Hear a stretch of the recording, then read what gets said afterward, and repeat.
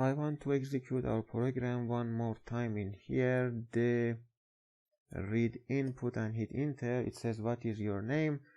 I want to provide a longer name. Let's say I want to say Brad Pitt in here, and when I hit enter, you see something odd. First we have 1, 2, 3, 4, 5, 6, 7 and 8 bytes in here, which based on our program that we wrote, if I bring it up again, the read input.nasm in here, we said we want to read 8 bytes of what the user enters and then print it on the screen. Well, these are the first 8 bytes that are printed on the screen, and then what happens is that when you provide more than these 8 bytes, it would just get executed on the shell in here.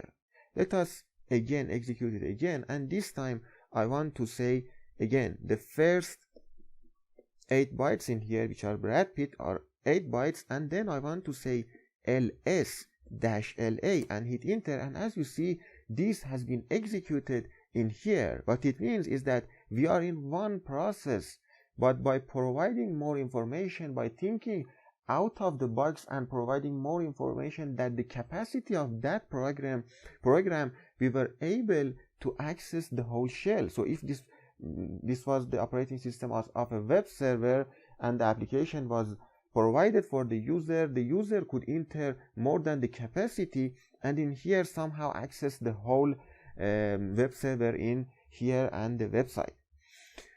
So what I want, actually this would be the base of what we are going to talk about in the last module, which is the exploit development. That's why the title of this course is Reverse Engineering and Exploit Development, because I think these two topics are so connected to each other that we cannot teach one of them without noticing or seeing subjects about the other topic. What I want you to do for now, because we would explain all of these things in the last module and everything about the exploit development, but for now what I want you to do is to just find out the reason for this output that you see in here. So what I want you to do is to have a look at only what we have explained in the previous lectures and modules. We taught you about the readelf command, so you could say readelf-s for seeing the sections of this program.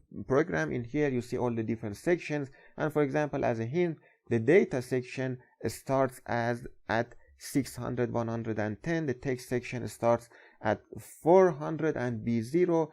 Each of them has a size. The data has the size of 1A, which I think is equivalent to 27. So you should just add them together, see just have a good layout of every single section that is related to what we discussed in here, and also you could just dump the disassembly of it in here. If I say read input and hit enter, if you look, well, -d flag would cause only the text section or all other the sections which include some programming instruction to get disassembled. In here the text section starts at 4000 B0, that's why it is 4000 and B0.